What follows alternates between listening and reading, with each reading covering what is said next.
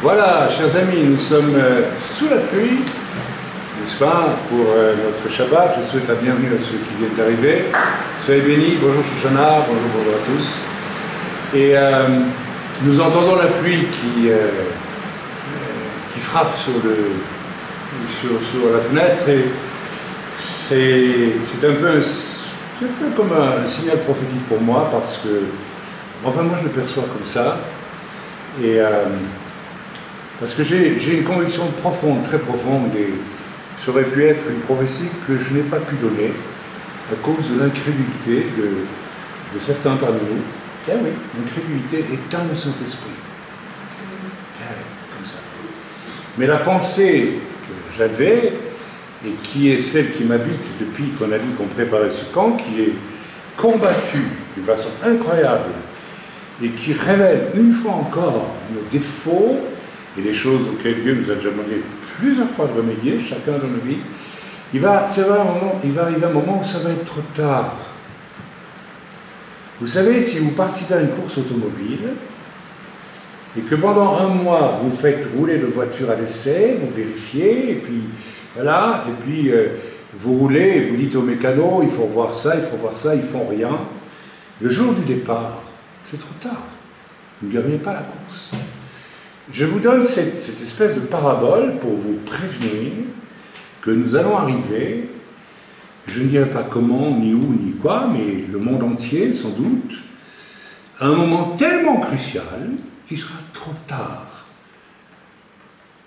Si vous êtes conduits comme des enfants faibles, vous cachant derrière les autres, un moment de Dieu va vous prendre et va vous dire, maintenant, si tu prends tes responsabilités, et je t'expose, mais vous n'êtes pas préparé. Nous ne sommes pas préparés. Beaucoup de chrétiens ne sont pas prêts.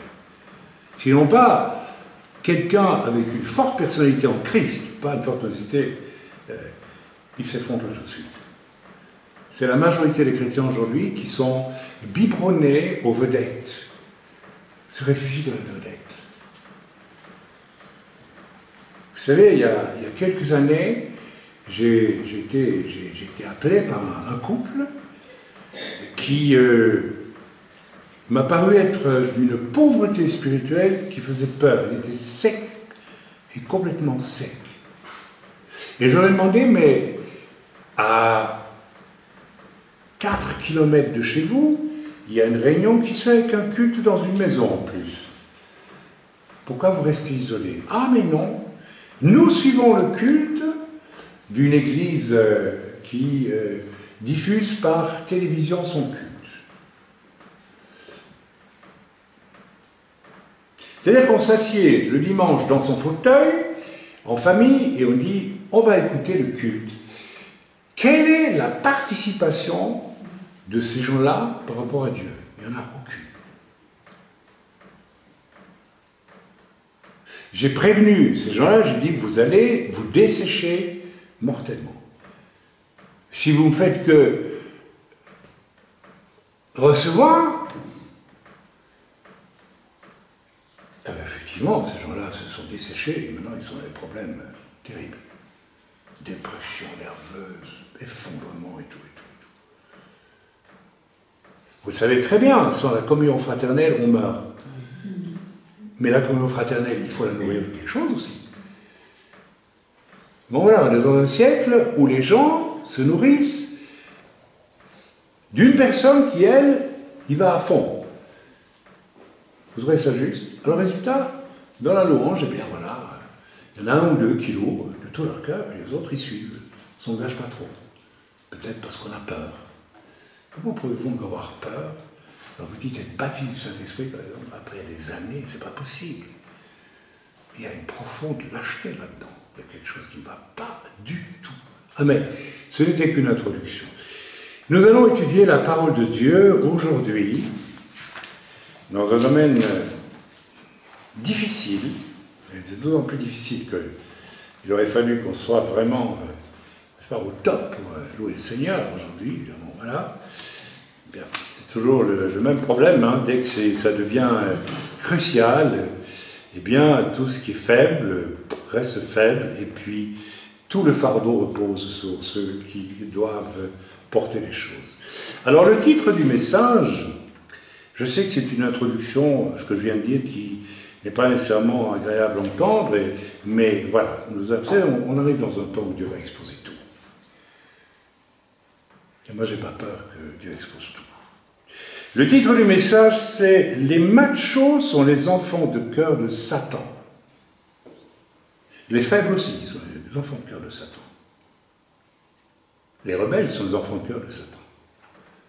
Les timides sont les enfants de cœur du diable. Qu'est-ce qui vous empêche d'être fort? Celui qui veut vous faire peur. Et vous vous soumettez à ça. Vous êtes des enfants de cœur du diable. On peut servir le diable de 1000 façons.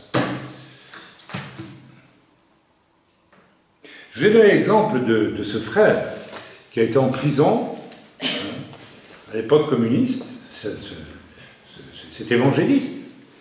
Et il était en prison pendant 10 ans, et non pas pendant 10 ans, pendant 3-4 ans, 2 ans, je ne sais plus. Et un jour, il a demandé à Dieu, est-ce que tu veux bien me sortir de prison? Dieu lui a dit, écoute, je te donne le choix, ou la voie facile, ou la voie difficile. La voie facile, c'est que tu restes en prison.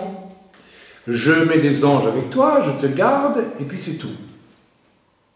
Et en sortant, tu pourras dire, tout le monde va t'inviter, ah, il a été dans les prisons communistes, il a souffert, quel témoignage, regardez, il a souffert pour Christ, etc.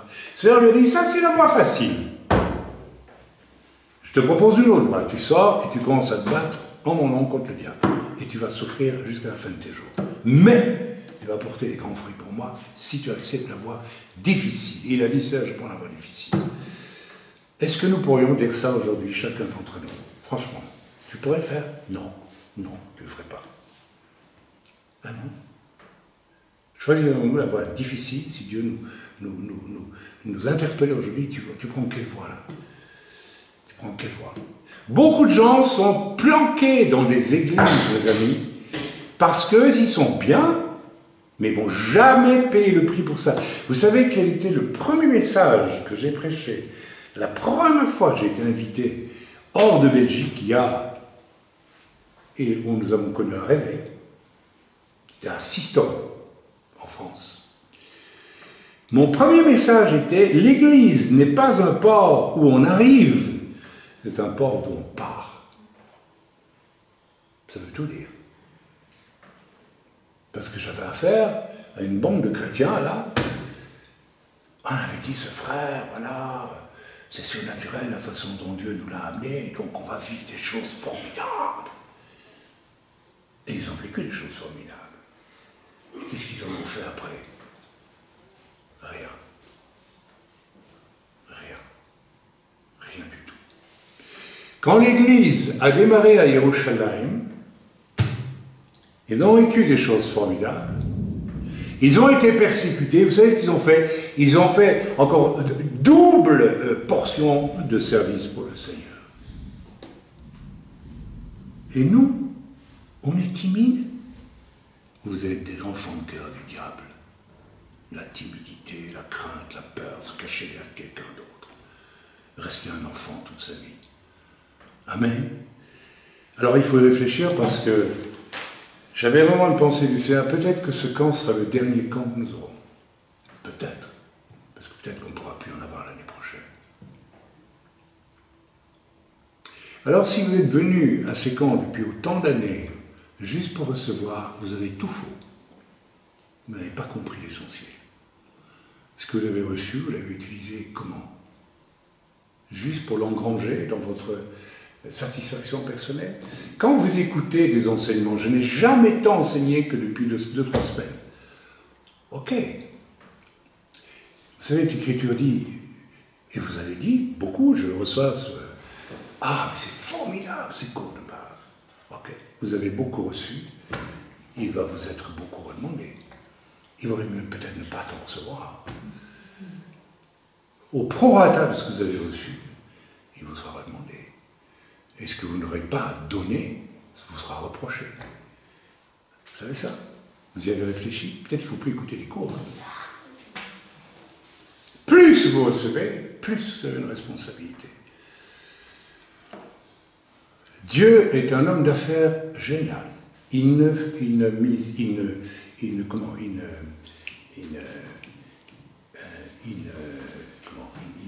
Comment on dit ça? Un homme d'affaires, il fait quoi? Il n'investit jamais pour rien. Qu'est-ce que nous faisons avec l'investissement de Dieu dans nos vies? Vous devez vous poser la question, mes amis. C'est important. Si ça vous indiffère, alors vous n'êtes même pas sauvés pour moi. C'est pas possible. Qu'est-ce que je fais de ce que Dieu a investi dans ma vie? Là, il y a de quoi tomber à terre dans la honte et dans la repentance, pour beaucoup, pour beaucoup. Qu'est-ce que je fais de l'investissement de Dieu dans ma vie? Quel est cet homme de Dieu? Un test, intéressant d'ailleurs. Pas une parole de Dieu ne tombait sans qu'il l'apprenne. Il s'appelait comment? Samuel. Samuel. Tu connais le prophète Samuel, tu devrais aller lire le prophète Samuel. Pas une parole de Dieu sans que l'investissement ne provoque chez lui un désir de Dieu.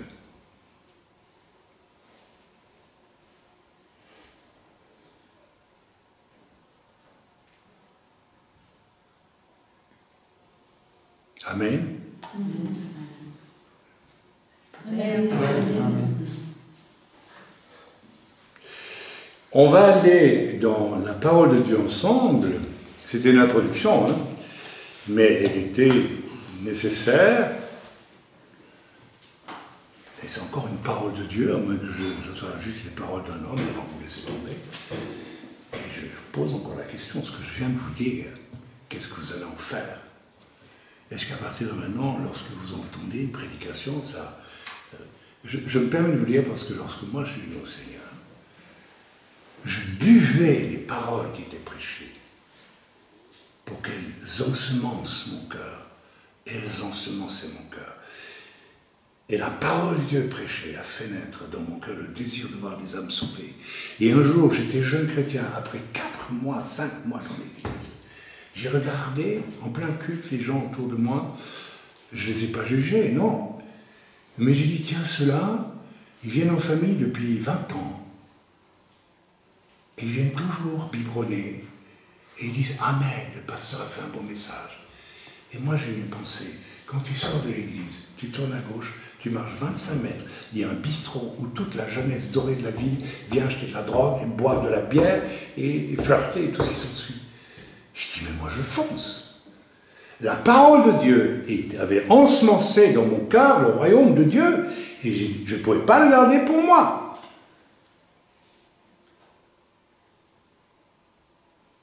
Comment fait-il qu'aucun chrétien de cette assemblée n'ait jamais pensé? Je sors de l'église, je marche 20 mètres à partir de la gauche, je rentre dans le bistrot, et je fais confiance à Dieu pour parler de Jésus. On l'a fait, ma femme et moi, tu t'en souviens? Vous croyez qu'ils nous ont jeté à la porte? Pas du tout. Au contraire. Ah, on vient de l'église à côté. Ah bon? Vous êtes des chrétiens? Oui, on vient vous parler parce que on vient vous parler de Jésus, le royaume de Dieu. Ils nous ont écoutés, mes amis. Qu'est-ce que la parole de Dieu ensemence dans mon cœur? Quel désir? Quoi? Qu'est-ce qu'elle provoque? Si elle ne provoque rien, il y a un problème. Il y a un problème. Il y a quelque chose qui ne va pas.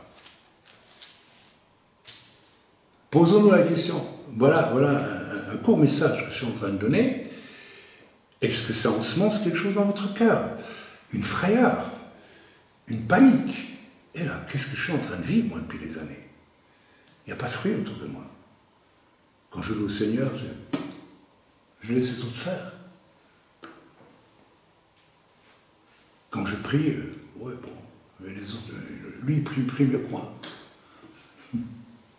Vous offensez Dieu chaque fois que vous faites ça. Et vous coupez, vous dites à Dieu, retire-toi. Je ne veux pas m'engager. Je veux pas dire que je t'aime. Je vais le dire, mais je suis hypocrite parce qu'en fait, je ne pense même pas. On va dans le message Genèse. Je vais parler de quelque chose que Dieu m'a mis à cœur il y a une semaine à peu près, qui s'appelle le machisme. On va essayer de creuser ensemble. Tiens, après tout, même si on est en train d'enregistrer, j'aimerais bien avoir une réaction à ce que je viens de dire. Non?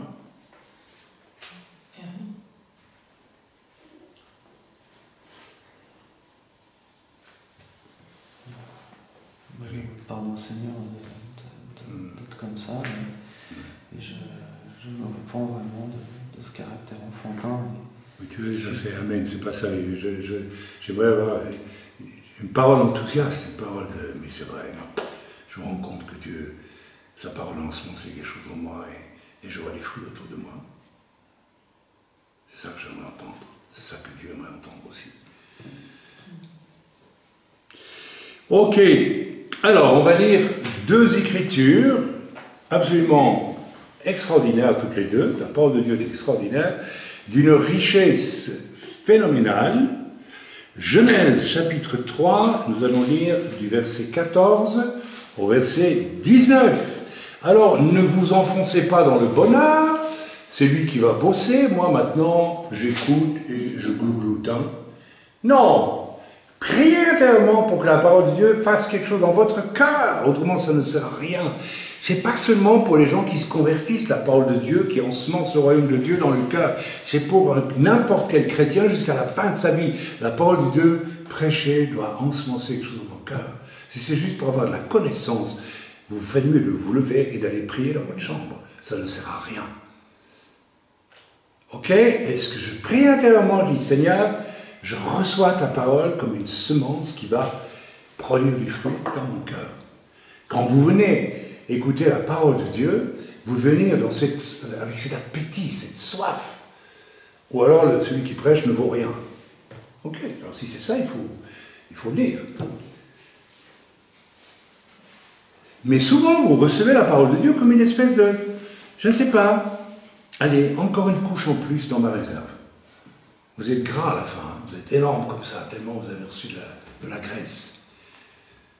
La parole de Dieu est une puissance qui doit engendrer quelque chose dans vos cœurs. Ce que je vais prêcher aujourd'hui est tellement riche et tellement important que si ça n'engendre pas quelque chose dans vos cœurs, c'est terrible. Amen. Amen. Nous lisons Genèse chapitre 3, donc mettez-vous en position, priez intérieurement. Vous savez, normalement, le Saint-Esprit prie en nous à tout moment. Et de manière à ce que vraiment ce qui va être prêché ensemence quelque chose dans vos vies. Je dirais même à tous ceux qui écoutent, et il y en a pas mal, nos cours, avant d'écouter le cours sur votre ordinateur, s'il vous plaît, prenez 10 minutes de prière. Ne venez pas écouter un homme en mangeant vos chips, assis dans votre fauteuil. Priez, s'il vous plaît. Avant d'aller au culte, quand j'étais jeune chrétien, ma femme et moi, on priait. On priait, on va descendre. La parole de Dieu va être, on habitait au-dessus de l'église. La parole de Dieu va nous être donnée. On veut être prêt pour la recevoir. On veut qu'elle ensemence quelque chose dans nos cœurs. Amen. Donc Genèse chapitre 3, versets 14 à 19. L'Éternel Dieu dit au serpent, puisque tu as fait cela, donc on situe tout de suite l'épisode. Je n'ai pas besoin de vous expliquer. Ok? C'est au moment de la chute. Puisque tu as fait cela, tu seras maudit entre tout le bétail et entre tous les animaux du champ. Tu marcheras sur ton ventre et tu mangeras de la poussière tous les jours de ta vie. Je mettrai inimité entre toi et la femme, entre ta postérité et sa postérité. Celle-ci t'écrasera la tête et tu lui dresseras le talon. Juste une parenthèse, ce n'est pas la postérité, ce n'est pas la femme qui va, ce n'est pas la femme qui va écraser du serpent. Ce que ce ne sont pas nos amis, les catholiques disent. C'est Marie qui écrase la tête du serpent, c'est pas vrai. La postérité de la femme, et la postérité de la femme, c'est qui? C'est un homme, c'est Yeshua. Ok? On pourrait placer Israël quelque part là-dedans aussi. Mais bon. Mais c'est évidemment la crème d'Israël qui est le Messie, qui est Yeshua. Ça, c'est pour le diable, ce que je viens de dire. On ne s'en occupe pas.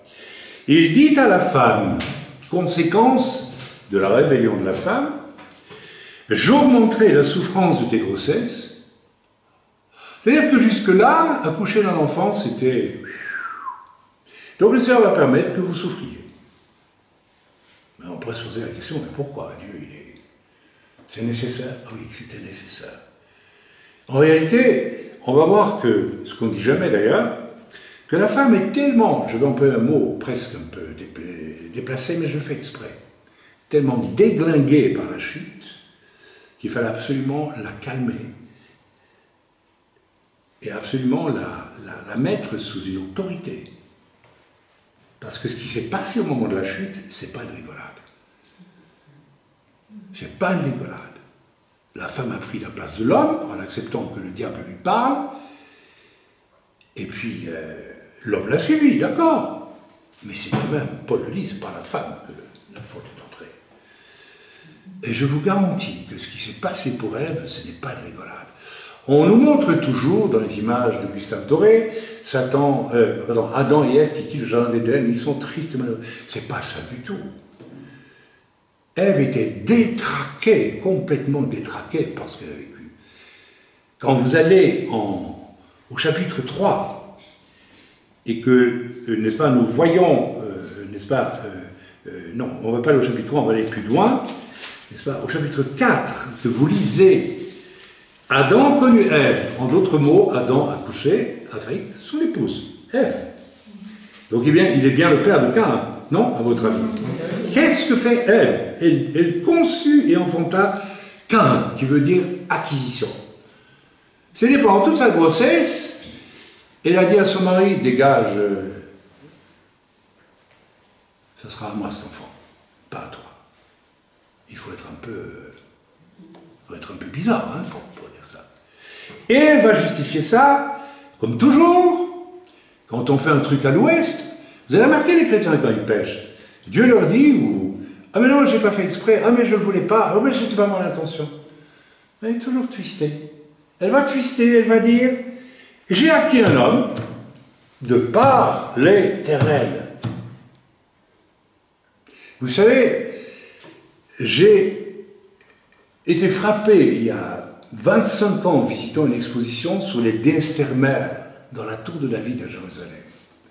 Et j'ai lu une étude d'une archéologue, ethnologue juive qui était férue quand même de Torah, et vous savez ce qu'elle déclarait?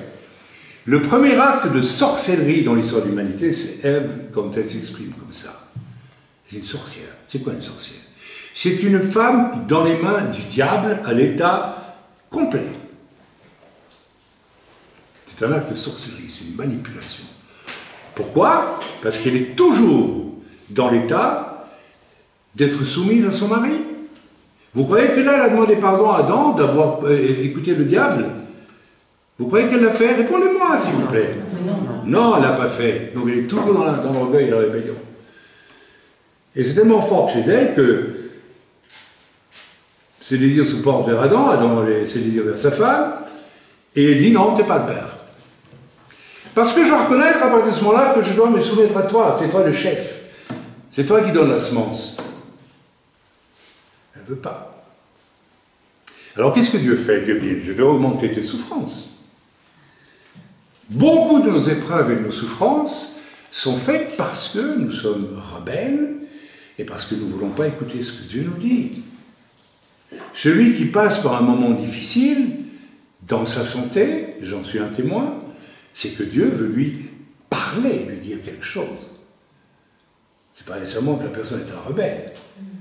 Dieu peut choisir de vous mettre dans la maladie pour vous mettre à part, pour vous parler. Parfois, il n'y a que ce moyen-là. Si quelqu'un est terriblement occupé, eh bien Dieu peut décider, je te mets à part, et il faut trouver un moyen, parce que je veux te parler d'une façon différente. Si Dieu augmente les souffrances d'Ève, c'est pour l'occuper. C'est pour la maîtriser. Rien d'autre. Et vous en savez toujours quelque chose aujourd'hui, mes sœurs, n'est-ce pas? Ok, mais ça continue. Alors, nous lisons, donc on est au chapitre 3, ça va? Ça vous convient ou pas? Oui. Très bien. J'espère que vous allez laisser la parole de Dieu ensemencer quelque chose dans vos cœurs. Il dit à la femme, J'augmenterai la souffrance de tes grossesses. Ah, tu ne veux pas laisser ton mari à sa place. Ah, tu veux faire des gosses en méprisant ton mari. Parce que tu n'es pas assez humble que pour lui demander pardon à son mari. Et lui aurait dû demander aussi pardon à sa femme après. Parce que lui aussi a été faible, infantile, lâche, comme beaucoup d'hommes aujourd'hui, qui aiment bien rester infantile, lâche.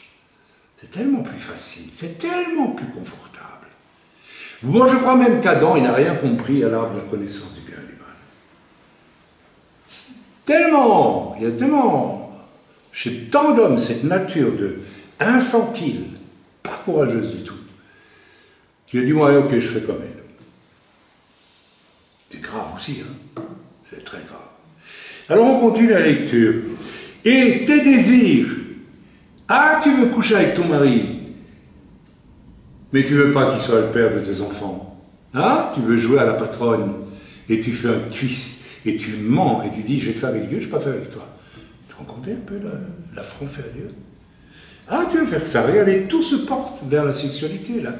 La grossesse douloureuse, tes désirs se porteront vers ton mari, c'est quoi? Conduis-moi chérie, acheter des bijoux sur la 25e avenue, c'est ça? Tes désirs, tu voudras coucher avec ton mari, mais il dominera sur toi. Waouh, on est dans un drôle de régime, là. Tu veux pas te soumettre à lui, il va dominer sur toi. Eh oui, tu avais jamais pensé à ça. Ah, ça te saute aux yeux maintenant. C'est une méthodologie de Dieu pour ramener Ève à la raison. Ouais. Mais aussi pour faire réfléchir Adam. Parce qu'au moment où Dieu lui dit « contrôle ta femme », c'est encore un blanc-bec ou il est devenu un homme. Je pourrais prêcher ce message-là du point de vue de l'homme. Tu vas faire des enfants à ta femme, elle va souffrir à cause, mais aussi à cause de toi.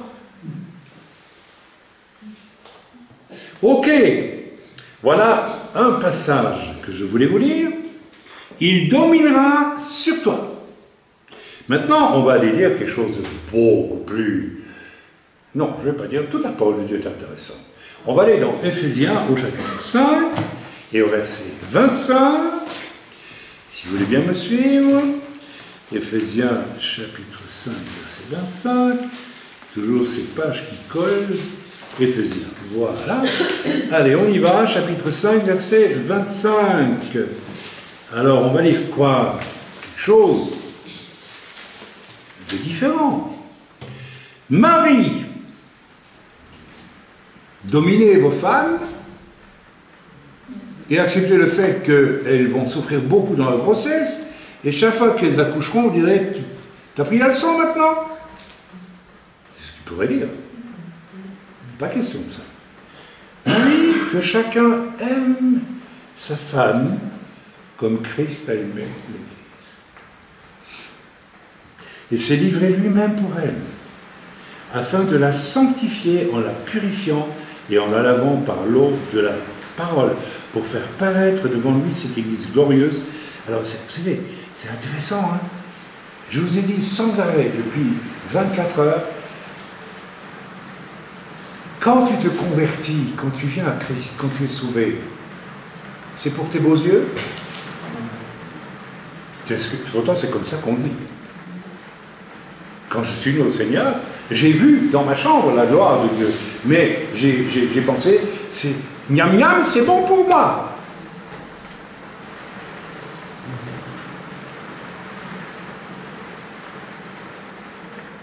J'ai vu la gloire de Dieu. J'ai eu ce privilège. J'ai vu l'amour de Dieu. J'ai vu la lumière de Dieu. J'ai vu la beauté de Dieu. Tout ça, je l'ai vu au moment de ma conversion. Mais je suis tellement humain que j'ai pensé que ça c'est bon pour moi. Il y en a bon. Oh, je suis béni. Crac. Le lendemain, tu pêches déjà. Tant qu'on ne se rend pas compte que tout ce qui nous arrive, c'est pour la gloire de Dieu, on n'aura pas la victoire sur les mauvaises tendances de nos vies, sur la faiblesse et sur toutes ces choses. C'est parce que vous n'avez pas encore intégré que tout, même votre... Nous sommes des candidats à l'enfer. On ne mérite rien d'autre que ça. On mérite la poubelle. Nous sommes pécheurs dès notre naissance. Nous portons le péché. Nous sommes corrompus. Si Dieu nous sauve, vous savez, il y a une théorie que j'ai entendue, qui est pas mal du tout. Quelqu'un demandait un jour, mais combien d'âmes doivent être sauvées pour que Dieu soit satisfait? Et ces personnes, d'ailleurs, c'est même dans un commentaire de ces Bibles. Étant donné le nombre de millions ou de centaines de millions, je ne sais pas, d'anges qui ont chuté, Dieu veut remplacer par des humains sauvés. Il ne va pas en faire des anges, mais le nombre d'anges déchus. Quel est, si on accepte cette vision des choses, quel est le but de Dieu alors en nous sauvant? Mais vous ne comprenez pas le message qui est là? Mais sa gloire! Ma gloire a été bafouée. Je veux que ma gloire soit restaurée. Dieu est Dieu. Dieu est parfait, Dieu est saint. On ne peut pas attenter au royaume de Dieu et que Dieu ne réagisse pas. Dieu, dans sa grâce immense, a décidé, au lieu d'envoyer le diable directement paître, et Adam et Ève fini, il a dit, ok, je vais retourner ça à ma gloire.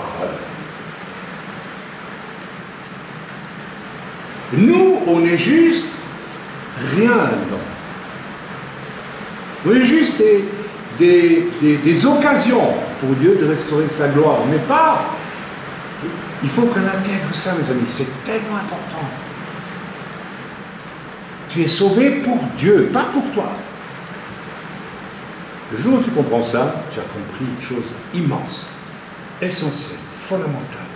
Ce jour-là, tu peux le vivre, tu peux le comprendre, tu peux le comprendre pas seulement parce qu'on te l'a enseigné, mais le comprendre avec tout ton être, parce que tu es monté toi aussi sur la croix avec Christ. Parce que pour que la gloire de Dieu soit restaurée, il a fallu les souffrances inouïes de Dieu sur la croix.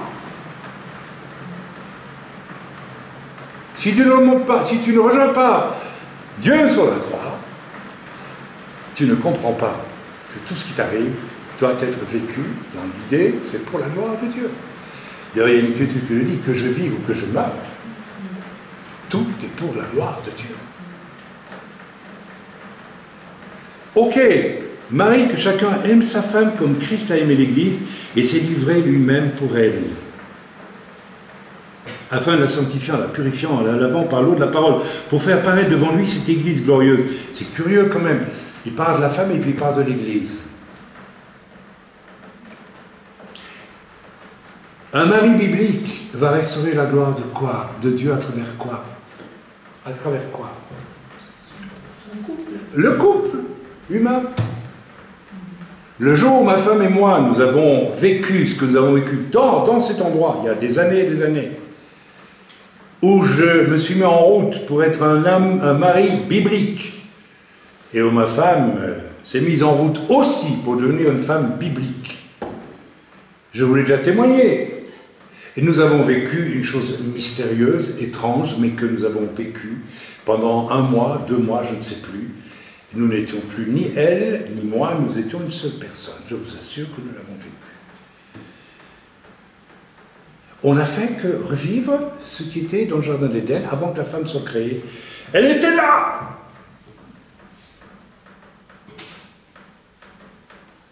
C'est pas la gloire de Dieu qui restaurait ça? Mais mes amis, mais ça c'est le but que Dieu veut donner à un couple chrétien. Vous lisez mon livre Echad, etc., intellectuellement, et puis vous n'allez nulle part avec, parce que vous lisez ça intellectuellement. Si ça n'ensemence pas dans votre cœur une espèce de violence spirituelle, mais moi je veux le vivre ça, alors ça ne sert à rien. Bien, nous avons donc ici, alors on peut lire bien sûr aussi, directement, Éphésiens 5, verset 22.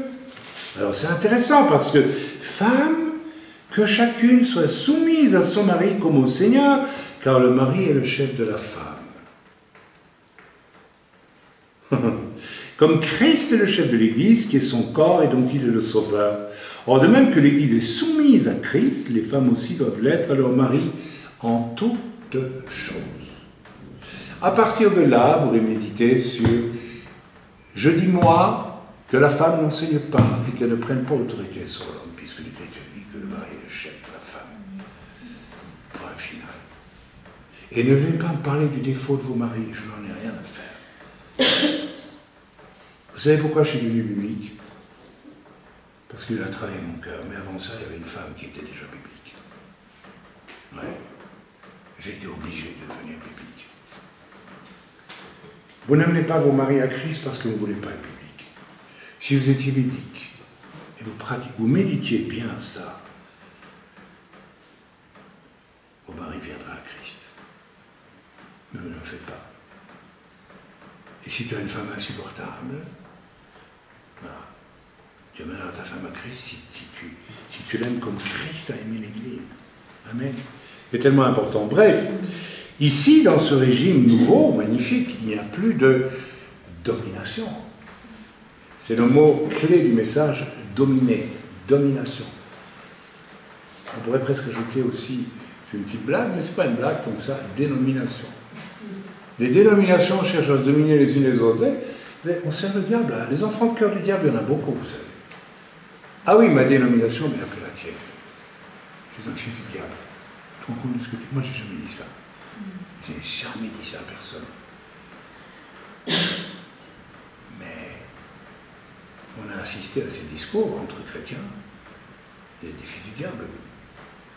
Qui vous a dit que votre dénomination était meilleure? Ah, mais je ne l'ai jamais dit. Oui, mais tu le penses. Encore pire que un hypocrite. J'en ai rencontré des chrétiens comme ça. Bonjour, frère. Je fais partie de tel. Je m'en fiche complètement. Je vous aime, frère. Soyez bénis. Puis 5 minutes après, tu te rends compte qu'il te prend pour une serpillière. Parce que tu n'es pas dans son bidule, dans sa domination. Ah, pardon. J'allais dire dénomination, mais en fait, je voulais dire domination. Le jeu de domination, il y a sans arrêt ça. Le macho est un dominateur, c'est un malade qui n'a qu'une ambition, c'est de dominer et de s'imposer à autrui. Ok? Domination, mais ici, dans les deux passages absolument magnifiques que nous avons lus, il y a échange et soumission de la femme. Pourquoi croyez-vous qu'il soit si difficile? Allez, je vais lancer un pavé dans la mare, mais je le fais le plus gros possible. Dès que vous prêchez, je me rappelle d'une personne qui venait dans nos réunions à une époque, et un pasteur m'avait demandé, dans les pays de l'Est, peut-être c'était un piège, j'en sais rien, mais après tout, prêcher la parole de Dieu, c'est jamais un piège. Et il m'a dit qu'il pourrait faire un message sur le fait que les femmes doivent, oui ou non, être voilées. Quand vous lisez le passage dans l'Écriture, c'est tellement évident. Je retombe sur mes pattes avec le début de mon message. Qu'est-ce que dit Paul? Que la femme soit voilée par rapport à qui? Aux anges. Les anges qui ont assisté à la chute, ceux qui ont suivi Satan, ils ont dit bravo, on s'amuse bien, on rigole bien ici. Les autres pas. Les anges sont des ouvriers dans les mains de Dieu, et les anges ont des missions, ils travaillent pour Dieu. Ils travaillent à sa louange, ils travaillent à sa gloire, mais ils travaillent aussi à nous. Ils travaillent pour nous, ils nous gardent, ils nous protègent, ils sont protégés par les anges. Donc les anges observent, ils regardent, ceux qui n'ont pas chuté sont saints. Vous voyez que les anges qui existaient déjà au moment de la chute, tu vois qu'une femme dit ah non, non, je ne veux pas me couvrir, ça c'était une doctrine pour les prostituées en Grèce. On a dit tout et n'importe quoi. Alors pourquoi les anges? Paul dit par rapport aux anges. Et j'ai prêché ce message, simplement j'ai expliqué, voilà, la parole dit ça, c'est par rapport aux anges qui étaient témoins au moment de la chute. Maintenant que tu es, croit-on, redevenu une femme soumise à Dieu, ça ne va pas être difficile pour toi de te voiler. Quant à l'homme, dit l'Écriture, il est la gloire de Dieu. Et il ne doit pas se couvrir. C'est pas moi qui le dis, c'est la Bible qui le dit. Vous savez, moi je ne suis pas un macho qui cherche à dominer les femmes. Moi je vous aime dans le Seigneur. Hein.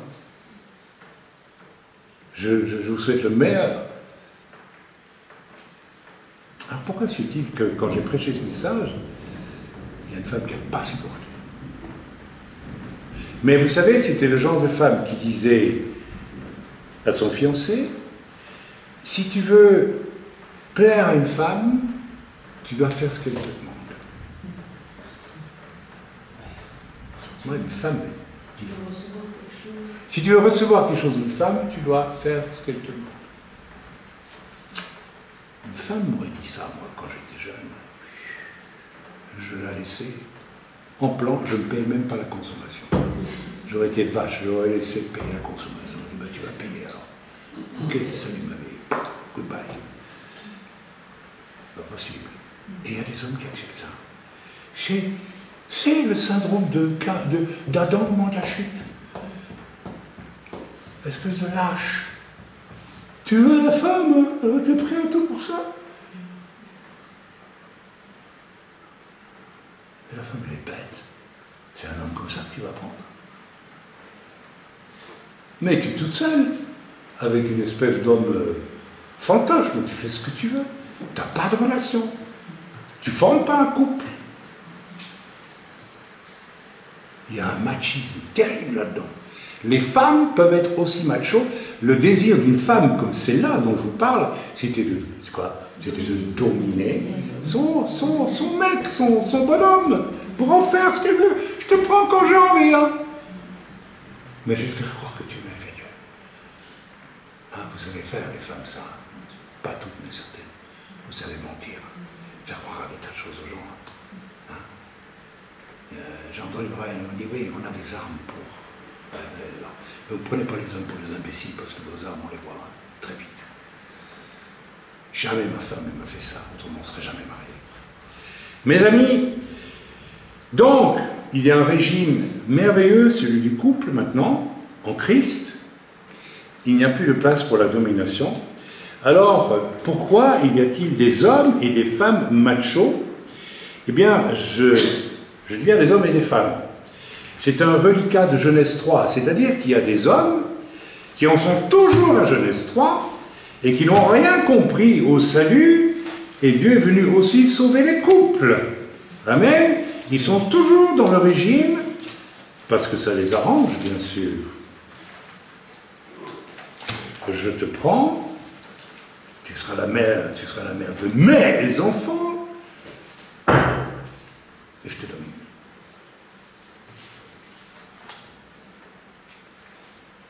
C'est l'amour, ça. C'est la parole de Dieu dans Éphésiens qu'on a dit. Marie, aimez vos femmes comme Christ a aimé l'Église en se livrant pour elle, en se donnant à sa femme, dans tous les domaines, y compris ceux de l'intimité. Quand tu te couches avec ta femme, c'est pour elle, pas pour toi.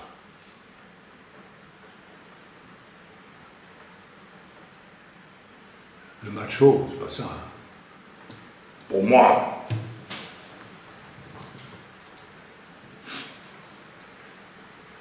C'est un reliquat de Genèse 3 que le diable applaudit à pleine main. Christ n'est jamais passé par là.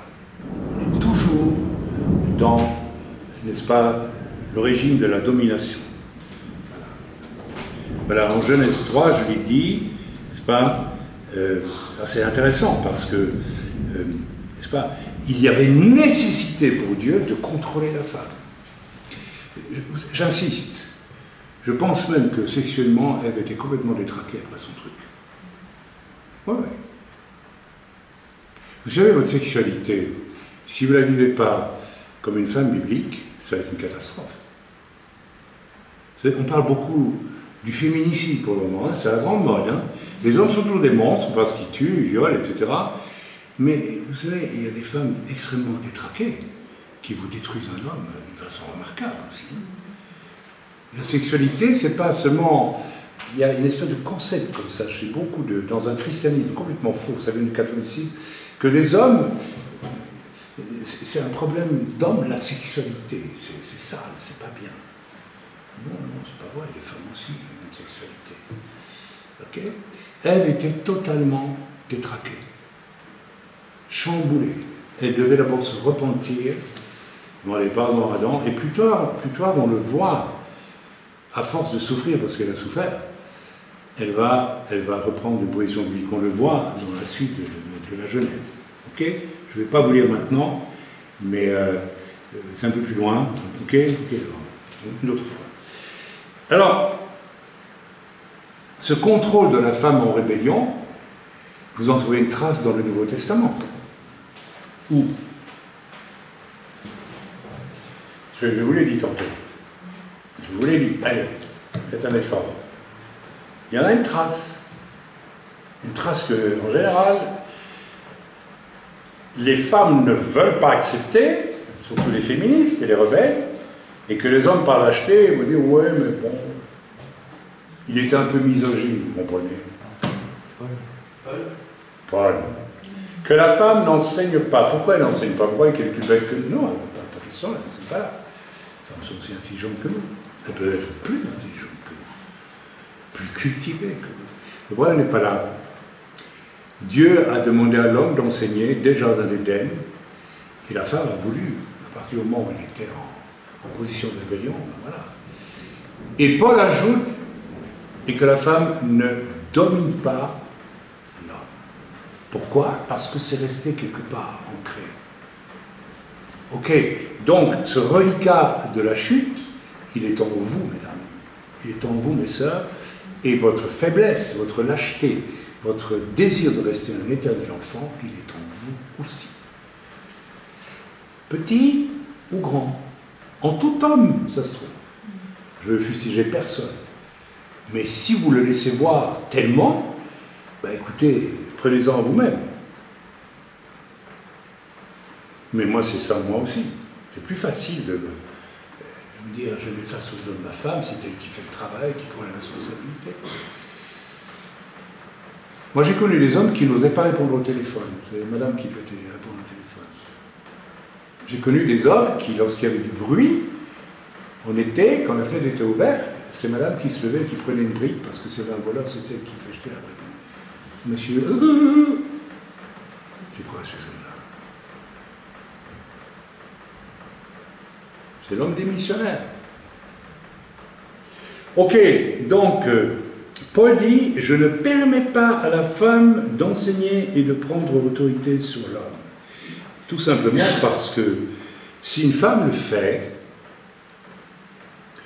retour à la case départ de la femme sorcière, vous pouvez prêcher l'évangile et être une sorcière. Mesdames. Oui. Et j'ai vérifié le travail de certaines femmes qui prêchent la parole de Dieu. J'ai vu les fruits. On était en pleine sorcellerie. Quand je dis sorcellerie, c'est-à-dire rien de saint, des apparences, et alors toujours le discours de l'amour, vous savez, toujours. On met un vernis sur le péché, et ça, c'est... Pourquoi? Parce que Dieu a permis que la femme soit sensible, mais on n'enseigne pas avec la sensibilité. Si moi je vous enseigne avec ma sensibilité, je vais vous faire passer par Dostoïevski, par Rimbaud, par Malheur, l'adagio de la 5e de Malheur, qu'est-ce que vous allez en faire de ça? Rien du tout. Ok? Et les femmes, vous ne pouvez pas vous en empêcher, vous allez colorer ça avec vos sentiments, là, là, là, là, là. Ok. Le machisme, n'est-ce pas, c'est fondamentalement le désir de dominer. Voilà, je voulais voir la définition du dictionnaire, je n'ai pas eu le temps de le faire. C'est s'introduire là où on va aller briser la dignité d'autrui. Retenez ça toujours. Si quelqu'un brise votre dignité, il y a du macho derrière, il y a de la domination derrière. Bon, si quelqu'un vous reprend bibliquement, c'est différent, d'accord? La dignité d'autrui, le dominer, n'est-ce pas, le manipuler, en faire sa chose. La femme qui dit à un homme, sot et faible, si tu ne fais pas ce que je te demande, je ne te donnerai rien. Enfin, qu'est-ce que c'est? Ah ben ça comment? Tu te mets à mes bottes là. Et le gars il dit amen. Je veux.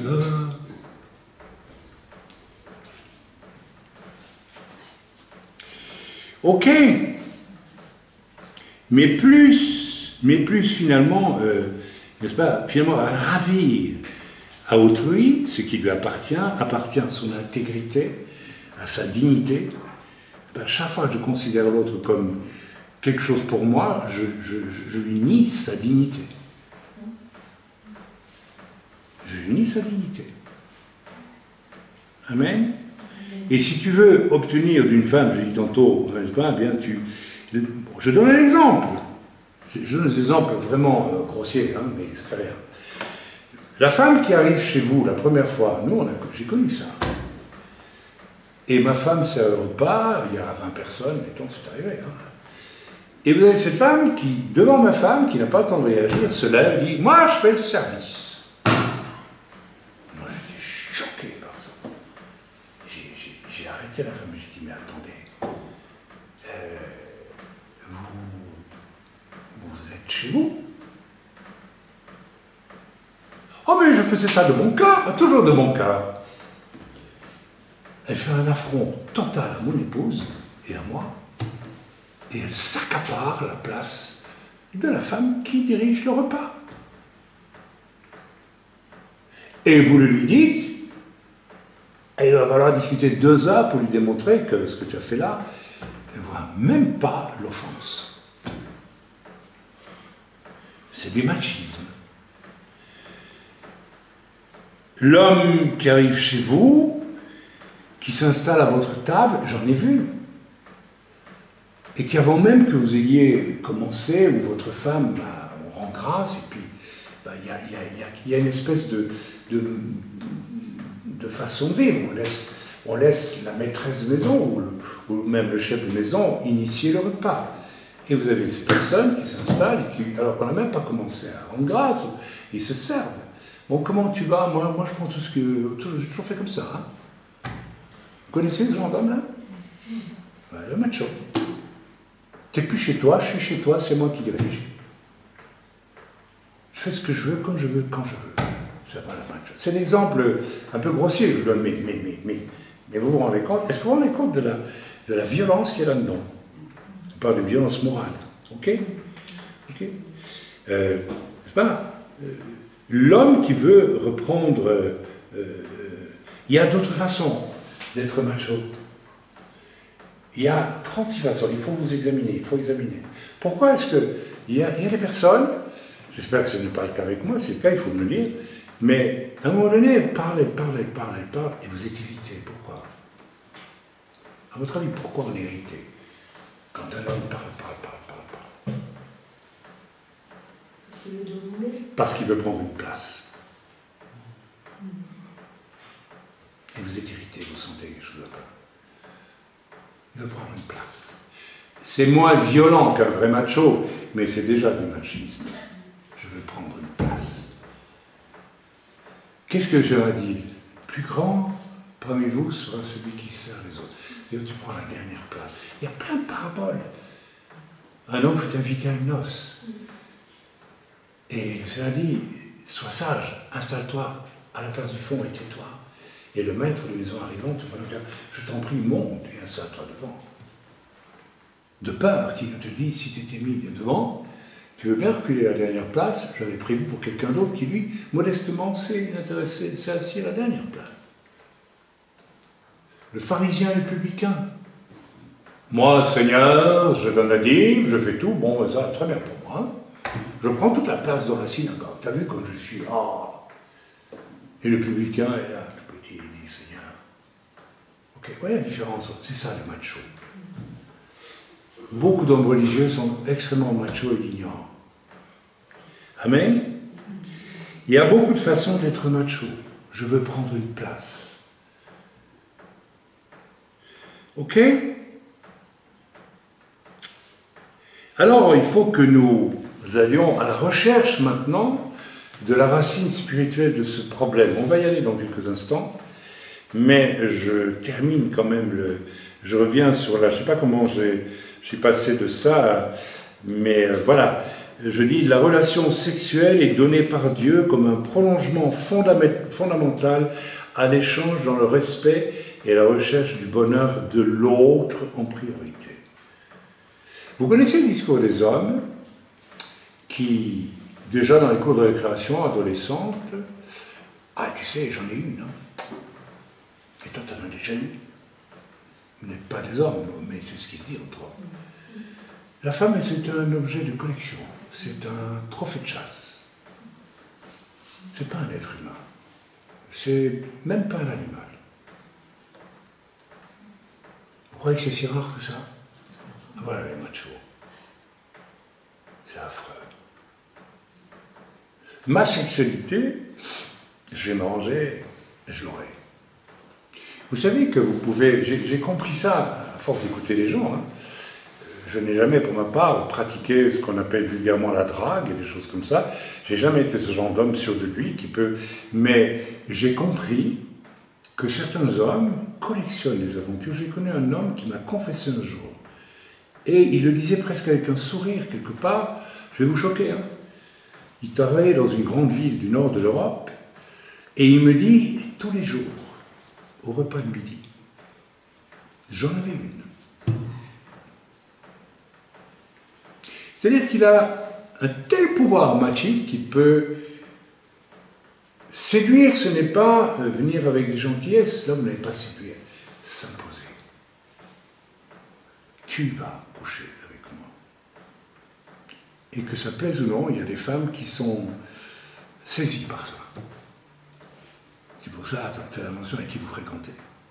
Il y a une puissance là, il y a une puissance diabolique.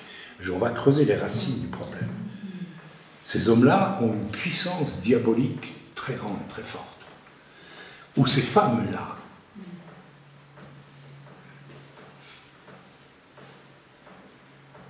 Je ne veux même pas imaginer la sexualité des femmes qui cherchent à dominer et à prêcher. Je ne veux même pas essayer de le savoir.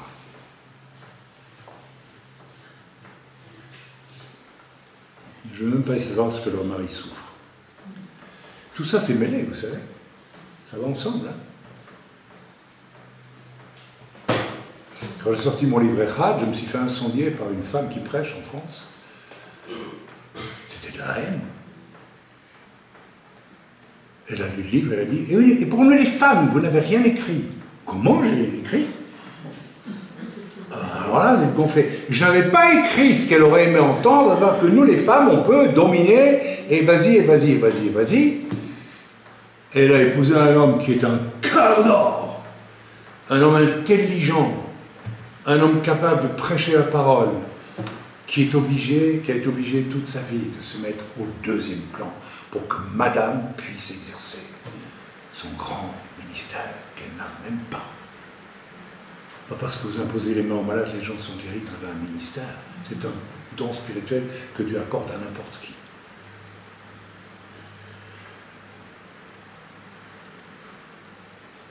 Je te donne, tu me donnes, nous nous aimons. C'est ça la relation. Et c'est quelque chose qui est vrai dans tous les sens du terme.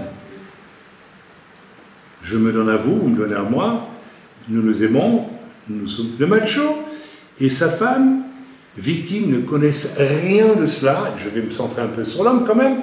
Et chez certains hyper machos, cela va déborder sur tous les domaines de la vie, sociale, autour d'eux. Ainsi, je peux dire, j'accepte le Seigneur, mais je reste au centre du tout. Je veux dire que c'est rare ça, mais ça existe. C'est moi le chef. Ah bon. C'est pas quel Christ tu as accepté, toi. Seul ce que je veux, n'est-ce pas? Même le serviteur de Dieu n'est au final rien pour moi. Vous savez, quand vous voyez des gens qui vous déclarent en face, moi j'ai jamais eu de maître, et vous dites ça à vous, alors que vous n'êtes pas leur maître. Ils ne se rendent pas compte qu'ils sont des disciples de qui? Du diable. Pur enfant de cœur qui sert la messe du diable. Ils ne le savent même pas. Ils sont aveugles, il faut prier parce que ces gens-là sont en grand danger. Ok? Ok? Même le serviteur de Dieu, ce n'est rien pour moi. N'est-ce pas? Continue. Quelle est la racine de cet héritage, de cette de ce machisme. Attention, c'est vrai pour l'homme comme pour la femme. Bon, moi j'ai obéissé, ça m'a dit de parler surtout de l'homme, mais à la fin, je vous... Regardez, j'ai pris mes notes ici, hein, à toute vitesse, en priant, la nuit, et j'en ai pour les femmes aussi, parce que vous voyez des sacrés machos, les femmes. C'est un esprit extrêmement dangereux. Pour comprendre les racines spirituelles du machisme, il faut remonter dans les antécédents de notre culture européenne, qui avant d'être, pendant une courte période, une culture vraiment chrétienne, judéo-chrétienne au sens où les premiers apôtres l'étaient, ou les premiers juifs qui ont évangélisé l'étaient, et puis ça a duré environ 250 ans, 300 ans maximum, même pas 300 ans à mon avis. Et puis il y a Constantin qui arrive, c'est en 300, et en 400, comme par hasard, elle est Théotokos à Éphèse, là où Paul a été confronté à la Diane d'Éphèse, dont le culte se pratiquait surtout la surface de la terre. Ce n'est rien d'autre que la production de ce que le diable a voulu faire au moment de la chute. Allez les femmes, continuez à vous rebeller. Allez messieurs, continuez à être des enfants. Continuez à être faibles. Continuez comme ça, continuez. Vous élevez la reine du ciel, n'est-ce pas, dont le diable a fichtrement besoin pour faire quoi? Pour déshonorer la gloire de Dieu. Vous collaborez au déshonneur de la gloire de Dieu. Il faut prendre conscience de ça.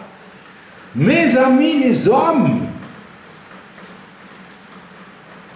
mes chères sœurs, arrêtez de vous rebeller contre Dieu. Vous allez payer très cher ces choses, très cher. Dieu va être obligé de vous renvoyer en pire à ce qu'Ève a connu au moment de sa rébellion. Il va devoir vous amener des tonnes de problèmes. J'en ai rencontré des femmes aigries, perdues, 2, 3 mariages. Les États-Unis, ils en produisent des centaines à la douzaine, là. Elles arrivent en Israël, ce sont toutes des prophétesses, évidemment. Normal. Elles vont vous amener la révélation de Dieu que personne n'a eue, et puis elles vous la donnent. Hein. Et puis quand on creuse un tout petit peu, on gratouille, oh là là, on voit la misère derrière. Les couples ratés, la rébellion.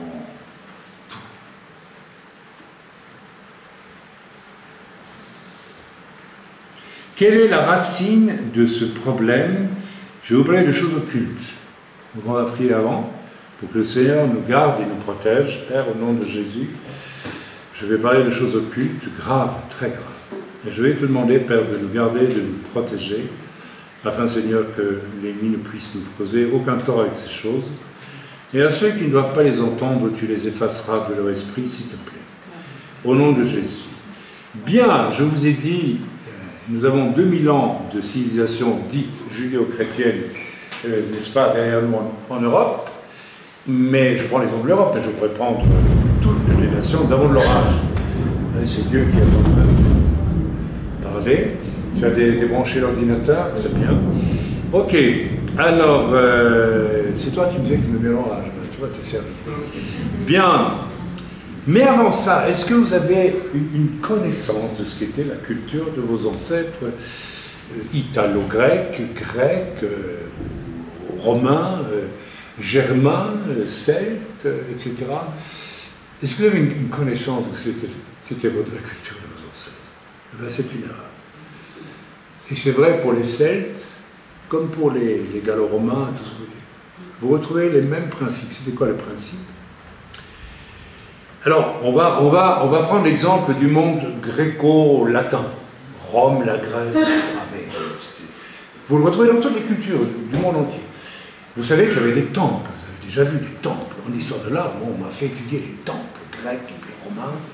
Et puis voilà, il y a des édifices parfaits de proportions, magnifiques. Et puis les cariatides de l'Érectéron, oh là là, qu'est-ce que j'aimais ça, c'est beau. C'est beau, hein? Ah oui. C'est beau. C'était des niches de saloperies inimaginables. Ce qui se passait là-dedans. Ah ben oui, le décor est beau, mais... Et tout le monde va visiter le Parthénon, et puis ça.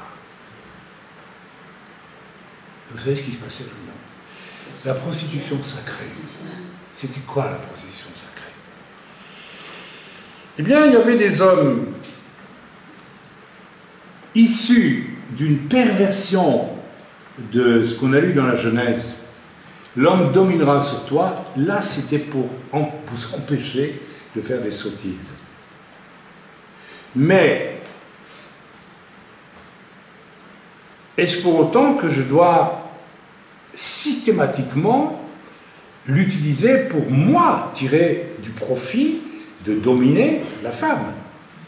Non. Parce que la solution qui est en Christ, elle est de toute éternité. Je suis sûr que l'homme biblique, Adam, lorsqu'il est redevenu le mari et qu'il a demandé pardon à sa femme d'avoir été lâche, faible, infantile, parce qu'il a dû le faire. La preuve, c'est qu'un peu plus loin, n'est-ce pas, quand Caïn aurait tué Abel, ils vont avoir un enfant qui s'appelle comment? Seth, qui donnera la naissance à Enoch. À partir d'Enoch, on invoquera le nom de l'Éternel. Là, ils se sont remis à leur place, tous les deux, Adam et Ève. Ok? Bon. Mais, quand même, Adam continue à dominer Ève. Ma petite Ève, il faut que je te calme. Alors aujourd'hui, c'est comment? Bien, on lit l'apôtre Paul, et on dit, l'apôtre Paul dit, femme, ne dominez pas les hommes. Oh, mais t'es misogyne, on a droit à, etc. On se coupe les cheveux, on y va, on prêche. Hein. Je suis content parce que pour moi, j'ai l'impression qu'il y a un mouvement maintenant de femmes qui renoncent enfin au soi-disant ministère pastoral. Il y en a beaucoup, parce qu'elles se sont rendues compte que ce n'était pas biblique. Et que ça les rendait... bref, quel péché finalement. Alors, la prostitution sacrée, ça consistait en quoi? Les gens qui habitaient à Rome, à Athènes, qui vivaient dans les forêts de Bretagne, il y avait des druides, c'était des grands machos, hein, ça je peux vous garantir. Alors on allait soit à Stonehenge, là, ou je ne sais où on allait dans un temple grec, et là, on allait rentrer en communion avec les dieux. On leur disait, il faut aller au temple, faire une offrande, mais aussi faire d'autres choses.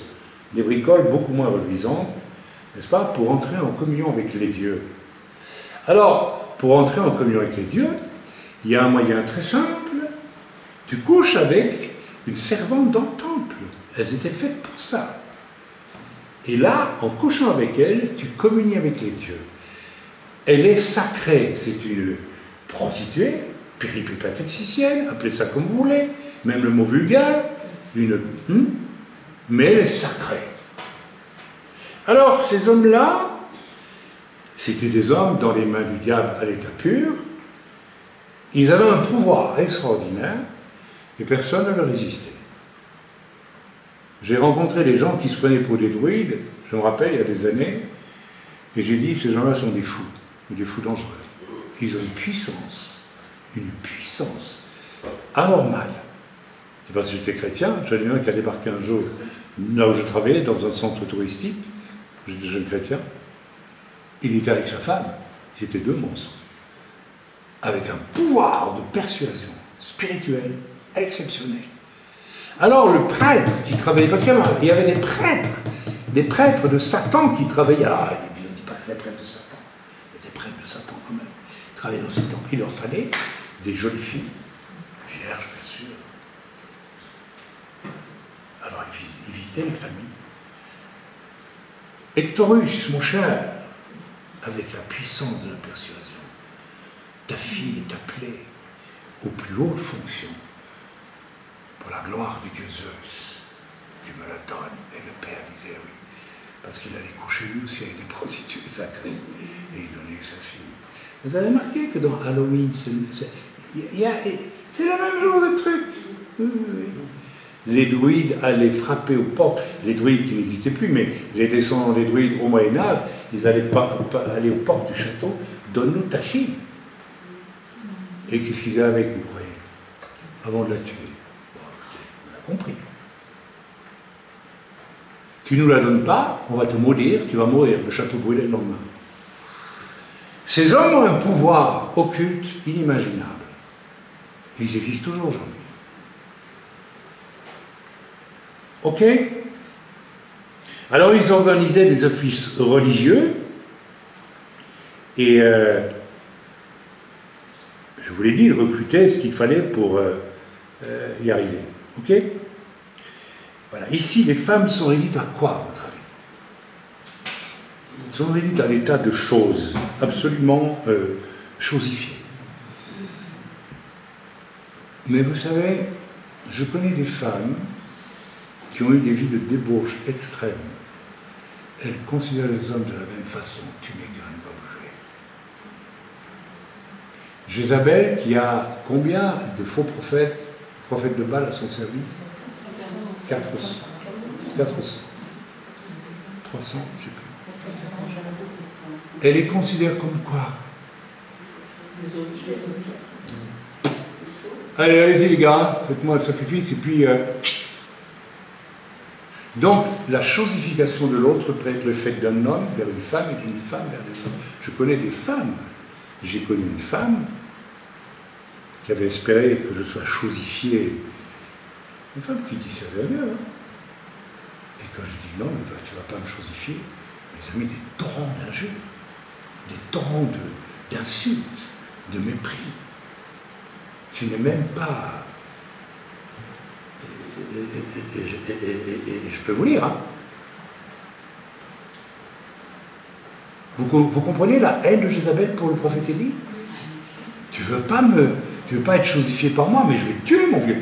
Le macho, il dit, l'homme à sa femme, tu m'obéis pas, je te détruis. Vous ne connaissez pas les femmes qui ont peur de leur mari au point que... Non? Vous n'avez jamais rencontré ce genre de personnes?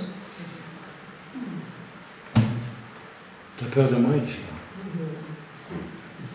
Je peux dire devant tout le monde. Le macho.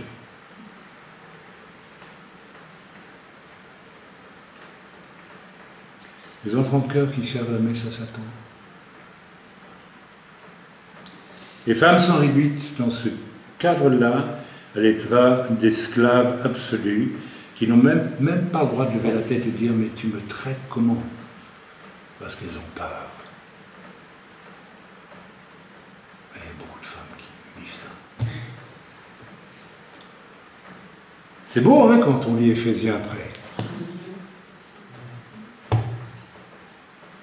Nous sommes en plein, en plus, n'est-ce pas, enfin voilà, l'œuvre de Satan. Amen. Ok, lorsque dans le satanisme, n'est-ce pas, on retrouve exactement le même principe. C'est je te domine, je te réduis à rien. Ok? Lorsque l'on rencontre, en évangélisant ce genre de schéma, n'est-ce pas, il faut se rendre compte qu'il y a là un probable héritage transgénérationnel. Dans mes entretiens de cure d'âme, plusieurs fois, j'ai réalisé qu'il y avait une transmission transgénérationnelle. C'est-à-dire que Dieu pardonne nos fautes jusqu'à 4... Non, amène la malédiction sur nos descendants jusqu'à 4 générations pour les fautes occultes, enfin, voilà, surtout les fautes occultes. Vous savez, ces prêtres-là, c'était des gens extrêmement occultes. Je ne vous recommande pas de le faire, mais si vous allez un jour à Pompéi, j'ai visité Pompéi, j'ai tout compris à Pompéi. À l'entrée de Pompéi, vous avez une première maison qu'on appelle la Casa dei Misteri. Vous avez entendu parler des mystères dans l'Antiquité, des mystères des dieux. Vous savez, ces mystères étaient tous à base de débauche, à fond la débauche. Il n'y avait pas de mystère sans débauche. Les mystères, dans l'Antiquité, on parlait des mystères. Les religions de mystère. Ça, c'est un bon mot, le mystère. La réalité derrière, c'est l'horreur. Et quand vous visitez cette première maison, moi je l'ai vue, je dis mais qu'est-ce que c'est que ce truc? C'est un lupanar, quoi. Il y avait des fresques au mur. Et alors on m'a expliqué, non, c'était l'endroit où les fiancés venaient étudier tout ce qui est possible en matière de débauche sexuelle avant de se marier. C'était comme ça dans l'Antiquité.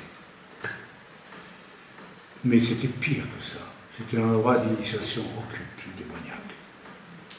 Les hommes, à partir de là, allaient systématiquement au temple coucher avec des prostituées sacrées pour rentrer, disait-il, croyait-il, en rapport avec les dieux. Pour recevoir des dieux une faveur, il faut passer, parce que la prostituée sacrée, c'est une prêtresse. Ah oui, c'est pas une femme réduite à rien, c'est une... Vous me suivez? Elle doit être respectée. Je couche avec toi, mais... Et elles avaient des capacités occultes extraordinaires, elles étaient devant. Les fameuses pitonesses que vous trouvez dans les églises italiennes, j'ai visité un jour une église italienne, c'est à Milan, je ne sais plus où. Alors, tout le pavement est noir, si je me souviens, et en blanc, il y a le nom de tous les prophètes. C'est à Sienne. Tous les prophètes, depuis Abel jusqu'au... Et à un moment donné, la liste continue, et puis il y a les pitonesses qui sont nommées des devineresses, des putains qui avaient des pouvoirs occultes. C'était ça, les pitonesses. La pitonesse qui suit Paul, elle sort probablement d'un de ces temples-là. Et elle veut corrompre. Suivez-le, celui-ci. Ah ouais, mais non, on a connu une comme ça. Il n'y avait pas plus sucré dans l'impureté que cette femme-là, alors je me souviens. On en a connu une comme ça. Là, parce qu'on met du sucre, et à l'intérieur, c'est de la saleté. Vous comprenez pourquoi je déteste les flatteries? Je déteste que vous me sucriez, s'il vous plaît. Il y a des femmes qui sucrent tout le temps. Vous avez peut-être un héritage qu'il faudrait balayer. Amen. Ok. Je reviens à ce qui est transgénérationnel. Si je commets un meurtre, Dieu me plaise, je suis sous une malédiction, je cache mon meurtre, je ne suis jamais découvert, je vais transmettre une malédiction à mes enfants, c'est ça, à tous les coups, qui vont être habités par un esprit de meurtre. Ah, ça, je vous garantis que c'est vrai. Alors la malédiction, elle est sur 4 générations. Peut-être que votre enfant se retiendra, mais le petit enfant, lui, va tuer le nouveau. Donc on est à la 3e génération. Rebelote, on repart pour 4 générations. Le diable, il vous connaît. Il connaît votre dossier à fond, il connaît vos ancêtres, tout. Il a le livre de tout, il connaît tout. Alors croyez pas, le diable vous connaît à fond. Il connaît vos ancêtres jusqu'à Adam, il connaît tout. Ah, le dossier. Ah, sans-moi, démon bibliothécaire, passe-moi le dossier de Chaim. Ah, d'accord. Ah, ses ancêtres, il a fait ça, etc. Alors je pense que chez des machos aujourd'hui, il y a, et j'en suis convaincu, puisque il m'est arrivé à plusieurs reprises, pas tous les jours, mais plusieurs fois dans les relations pastorales de cure d'âme, de devoir dire à une sœur, vous avez dû avoir une ancêtre prostituée sacrée. Qu'elle soit germanique, qu'elle soit celte, qu'elle soit romaine ou grecque, on s'en fiche. C'était le même principe partout. En Inde, ça existe encore aujourd'hui. Les Anglais, quand ils ont colonisé l'Inde, ont voulu mettre un terme, ils n'y sont pas arrivés. Les gourous indiens vont dans les villages chercher des jeunes filles pour en faire des prostituées sacrées dans les temples hindous. C'est historique, c'est connu. Et les Anglais ont voulu faire mettre un terme à ça, ils n'y sont pas arrivés. Peut-être ça existe toujours, ça doit encore exister. Donc c'est pas si... Voilà.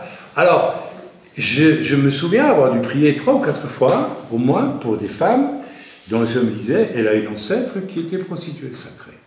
Et par le jeu de la des héritages transgénérationnels, c'est pas une fatalité. Si pendant 4 générations, il n'y a aucune femme qui se prostitue ou que sais-je, eh bien, il n'y a pas de problème, la malédiction tombe. Mais si, au cours des 4 générations qui suivent la prostituée sacrée en l'an 55 de l'ère de l'empereur, je ne sais pas comment, à Rome, et qu'ainsi vous avez compris le principe, eh bien, vous pouvez être aujourd'hui habité d'un esprit d'impureté que vous ne contrôlez pas, vous vous demandez pourquoi je suis comme ça. Il y a des femmes qui cherchent l'aventure, ça peut venir de là, tout simplement. Vous savez, en général, les femmes qui cherchent l'aventure, vous croyez qu'elles le font pourquoi? Parce qu'elles veulent dominer un homme, elles veulent un tableau de chasse. J'en ai eu un. Comme les hommes, hein, c'est la même chose. Il faut un tableau de chasse. Il y a des milieux où les hommes, entre eux, discutent en disant « Moi, les bonnes femmes, je les ai quand je veux. » J'ai entendu ça.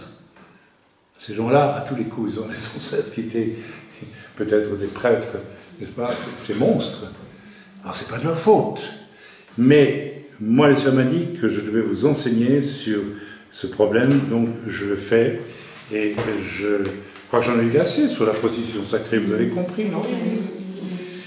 Mes amis, je voudrais terminer parce que c'est pas tout, il y a des choses troublantes qu'on découvre chez les machos et chez les femmes machos aussi.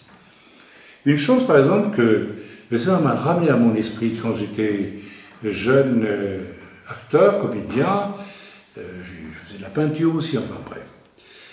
Il y avait un homme que j'ai croisé, qui allait dans les mêmes bistrots que nous, d'artistes et autres, et il y avait quelque chose en lui qui me répugnait. Alors il était un bel homme, il était beau, Oui. il était beau, mais on ne pouvait pas le supporter. Et j'ai quand même parlé un jour avec lui, au bar, qu'est-ce que tu fais? Ah, moi, ma mère, elle est maquerelle, elle s'occupe de prostituées, voilà, à tel endroit de la ville. Déjà ça. Et ton père, mon père, c'est un camionneur, et j'ai compris qu'il se fait comme un beau macho toutes les femmes qu'il a dans ses parcours de... On avait là. Voilà. Toi, tu couches avec tout qui tu veux quand tu roules dans ton et que tu fais la route, mais moi, tu vas voir, moi, la femme maquerelle, on a les ingrédients. Et chez le fils, qui n'en pouvait rien, on sentait cette... il y avait quelque chose de... il pervertissait tout ce qu'il touchait. Vous sentiez, alors que vous étiez païen, il ne fallait pas fréquenter, il allait... Et une chose que j'ai remarqué, il avait un rapport complètement machique aux filles, mais il en avait un aux hommes aussi. Et il avait établi un jour une amitié avec un type formidable, un type bien, hein, un type... Et j'ai vu ce type changer au fur et à mesure et devenir vraiment complètement fou, démonisé. Le macho, il va éprouver le besoin, s'il ne le fait pas sur une femme, de le faire avec un homme, de le dominer. Et ce macho dont je vous parle, ce jeune, quelque part, j'ai compris qu'il avait pris l'ascendant sur cet ami, pourtant plus intelligent que lui, et il n'était pas venu à le convaincre, c'est moi qui vais t'apprendre les choses. Domination. La femme avec laquelle nous avons voyagé dans l'avion, j'ai dû prier après parce qu'elle cherchait à avoir sur toi un esprit de domination. C'est un monstre, une femme religieuse, juive, orthodoxe. Et j'ai vu qu'elle mettait le dévolu sur toi parce que, comme ça, elle n'y est pas arrivée. Et cette femme pratique certainement les prières occultes. Alors sachez que le macho ou la macho travaille aussi avec des puissances occultes. Ce sont les enfants de cœur du diable, mes amis. Ils ont des pouvoirs. Ils n'ont pas peur du diable en général. Ils vous diront, moi je peux voir n'importe quoi, ça me fait... Évidemment, le diable va vous laisser regarder les choses les plus abominables pour vous faire croire que...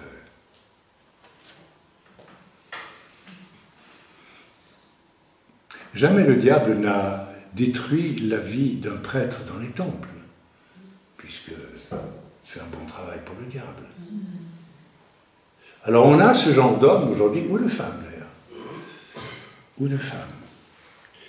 Je crois que je vais en rester là, parce que j'en ai dit assez.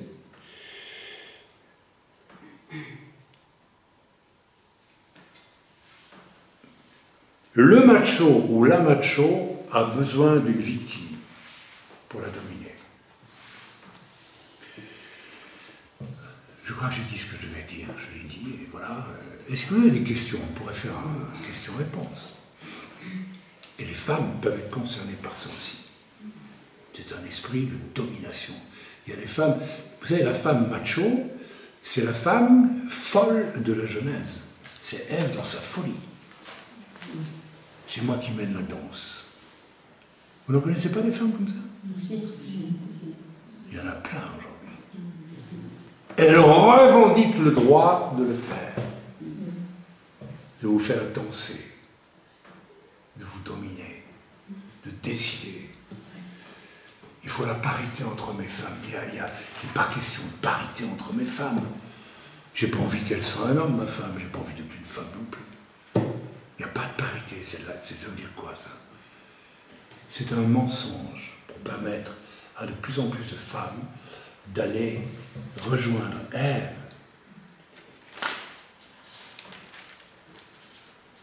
qui dit, et il dit, j'ai acquis un homme de par l'Éternel. C'est-à-dire, je suis plus grand que l'homme. L'homme, je ne l'aime même pas. On retourne à la barbarie la plus totale, hein, vous savez, aujourd'hui. On retourne à ce qui va amener le chaos le plus total. Et comme par hasard, la débauche sexuelle augmente partout. Et comme par hasard, l'occultisme, il y a 40 ans, on ne pratiquait pas l'occultisme, on pratique partout. Comme par hasard, les deux remontent. Vous avez tout compris. Alors, si tu es concerné par ce machisme, il serait grand temps que tu te repentes. Mon frère, monsieur, madame, vous qui dites servir à Dieu, qui mentez, lorsque vous voulez tuer quelqu'un, vous mentez, vous inventez même des choses pour détruire la personne. Ça existe, j'en suis un témoin direct. Et vous chassez les démons après ça? Attendez, on va où là? Vous chassez les démons en faisant ça? Vous avez un ministère de délivrance et vous faites ça? Vous savez ce qui se passe? Les démons, ils vous disent, viens ma chère, viens mon cher, on va s'amuser, on va te faire croire que tu nous chasses. Mais alors on va t'en mettre plein la vue, et on va se marrer comme des fous, en attendant de t'attirer en enfer un jour. Et là, quand tu verras la vérité, tu dis, oh là là, qu'est-ce que j'ai fait? Je reviens sur mes pattes avec le message sur la délivrance que j'ai donné Shabbat dernier. Si tu n'es pas capable de chasser un démon avec ton doigt comme ça, dans le silence le plus complet, ne le fais pas. Ne joue pas avec ça. Qu'est-ce que recherchent beaucoup de ceux qui veulent chasser les démons? C'est ce qu'ils recherchent, à votre avis? Le pouvoir. Le pouvoir. Le pouvoir. Je veux être quelqu'un, je veux dominer. Je veux dominer même le diable. Quoi? Tu veux dominer le diable? Pierre a dit, plein de sagesse, n'injuriez pas les gloires. Ok?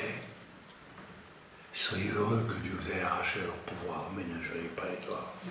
Je vois maintenant des hommes de Dieu, oh, soyez des hommes de Dieu. Amen. Satan, à genoux! Quoi? T'as la chance que c'est pas Satan lui-même qui est devant toi. Tu peux dire à Satan, retire-toi au nom de Jésus, oui, ça tu peux le dire. Mais dire à Satan, à genoux! Sous-entendu, quand même devant moi. Puisque c'est moi qui te dis à genoux.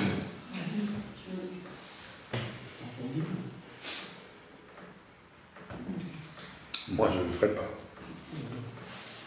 Jamais. Voilà, j'ai donné ce message. Alors ça, c'est typique du macho aussi. Il se croit très fort. Il est un disciple du diable qui s'ignore. C'est un serviteur du diable. Il l'ignore, il ne s'en rend même pas compte. Et il est un peu fou quelque part. C'est un insensé. Donc j'ai essayé d'obéir à Dieu. J'ai obéi à Dieu. J'ai donné ce message. Dieu m'a dit de le donner. Il y en a pour tout le monde ici. Il y en a pour nous tous. Amen. Alors, soit on est un homme faible, démissionnaire, et on n'est pas encore un homme, soit on est une femme un peu... Vous savez, je prêche souvent quand je fais des séminaires sur le couple, et vous rigolez les femmes. Le problème des femmes, c'est qu'elles sont un peu boussole affolées. Hein, on rit avec ça. Et vous dites, c'est vrai, on est un peu boussole affolée, nous. On part dans tous les sens. Si on ne nous tient pas, on dit, oh là là, qu'est-ce qu'il a dit? Il a dit, il faut tenir les femmes. Oh là, il a le droit de compte. Là, je viens de vous le dire dans l'Écriture. Tu veux faire la boussole affolée, ben, je vais augmenter tes souffrances pour te calmer un peu, hein, d'accord? Et puis l'homme va dominer sur toi. C'est quoi dominer? C'est pour te calmer un peu là. Tu arrêtes là. Tu te calmes un peu là. Okay. Je te parle de ceci, tu me parles des tomates qui nourrissent au Kamchatka. On parle pas de la même chose, mon chéri. Tu veux bien revenir à ce dont on parle? Okay. Problème général avec les femmes. Vous avez une intelligence impressionniste, et c'est bien, hein, je ne suis pas contre. Mais alors, voilà. Il y en a qui rigolent ici. Vous êtes des grands spécialistes. Quand on enseigne, si on vous pose une question, ou si on vous laisse parler, vous allez envoyer l'enseignement dans les cordes. Vous allez l'envoyer dans un truc qui n'a rien à voir avec ce qu'on est en train de vous dire. C'est vrai ou c'est pas vrai? Alors acceptez, n'est-ce pas, que vous devez, quand un homme enseigne, eh bien, je suis désolé, il faut vous taire. Paul dit que les femmes se taisent. Le reste du temps, vous faites tout ce que vous voulez. Vous parlez tout ce que vous voulez. Et même quand vous parlez à une femme pas devant moi je l'écoute. Hein. Une femme est intelligente, ça n'a rien à voir. Mais on est dans une société qui est en train de déraper à 200 à l'heure, où les hommes n'osent plus dire aux femmes « Ma chérie, tu te calmes un petit peu, s'il te plaît, d'accord ?» Ce serait pas mal, quand même. Oh, le vilain, là, rien que de dire ça, moi, je suis sûr, les gens, ils vont dire « Il est dur, cet homme, il est sévère. » Non, je ne suis pas sévère. Je connais les femmes, j'ai 71 ans, je connais les hommes. Je sais comment ça fonctionne. Ah, il arrive bien qu'ils sont payés profondément. Vous avez une question? On peut prendre la chose un peu vivante. Hein. Alors, Elisheva a une question. Une personne qui est sous la domination d'un macho et qui est chrétienne. Oui. Comment doit-elle... Elle va commencer par refuser tout ce que le macho lui impose et qui est indigne, qui détruit sa dignité, détruit son identité, détruit sa liberté, elle doit commencer par se lever et faire face à sa peur et ne plus avoir peur. Et dire à son macho, tu sais, on va arrêter ce jeu-là. Ok, tu ne feras plus tout ce que tu veux avec moi. Parce que j'ai ma dignité, je ne suis pas une carpette. Ok, tu l'as fait pendant tout un temps, très bien. Mais maintenant c'est fini. Si une fille est chrétienne, une femme est chrétienne, elle a la force, et puis vous savez, c'est quand même terrible de voir comme les gens sont esclaves.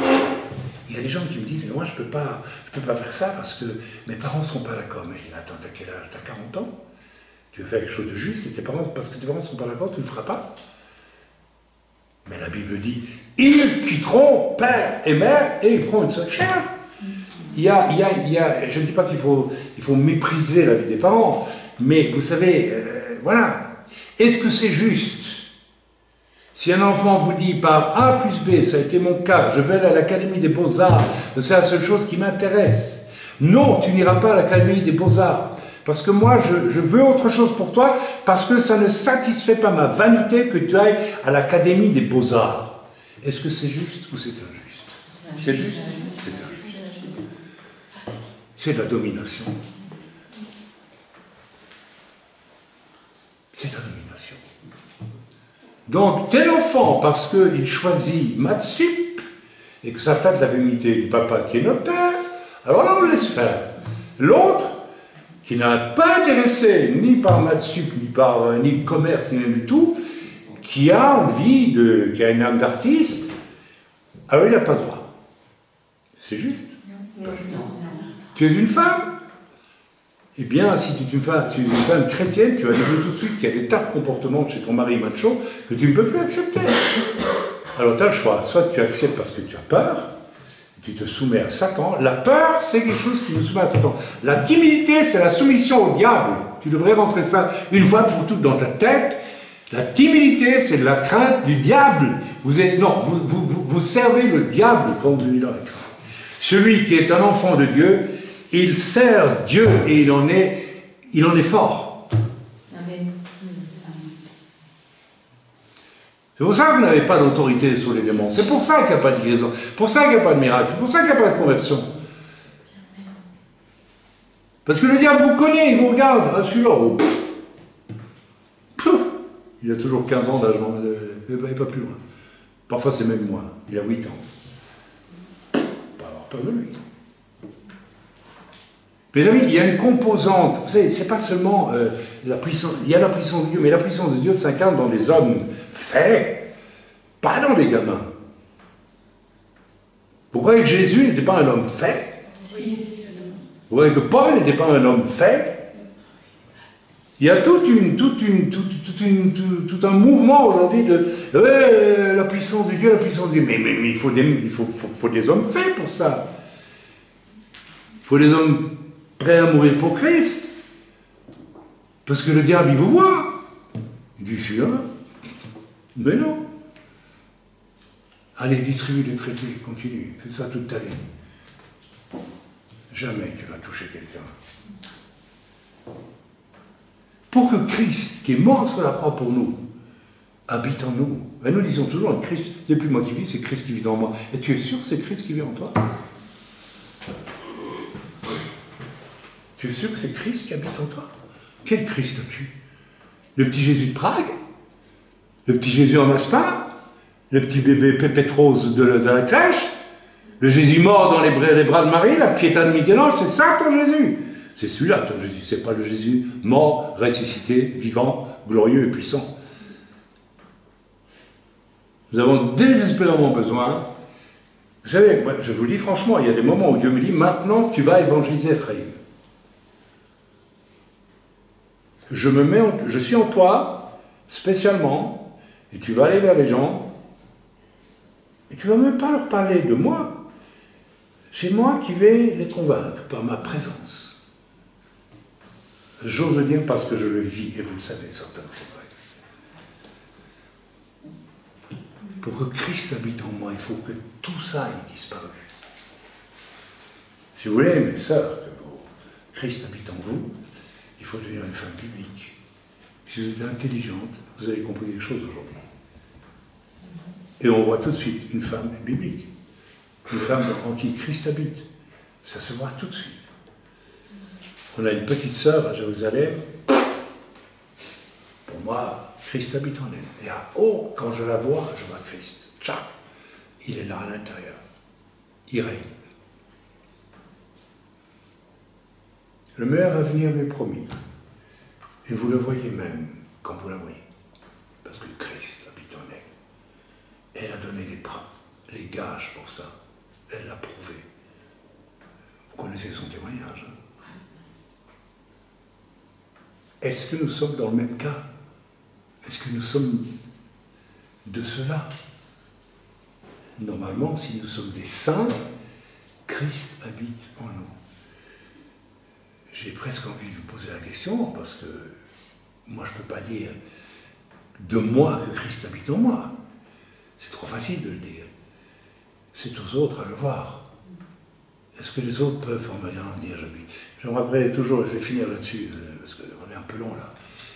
Mais ça vaut la peine. Un message d'un pasteur de l'Assemblée de Dieu, où j'ai grandi en Belgique, qui disait, il y avait un homme en Angleterre dans l'église où il allait, quand il entrait dans l'église, on disait Jésus rentre. Tellement. Attention, il n'avait pas fait des exercices spirituels très compliqués pendant 20 ans pour y arriver. Non. Non. Christ habitait en lui. Et dès qu'il rentrait, c'est Jésus qui rentrait. J'ai ressenti ça parfois avec certaines personnes. Un petit peu, hein. Ok. Mais c'est pour nous tous. C'est pour nous tous.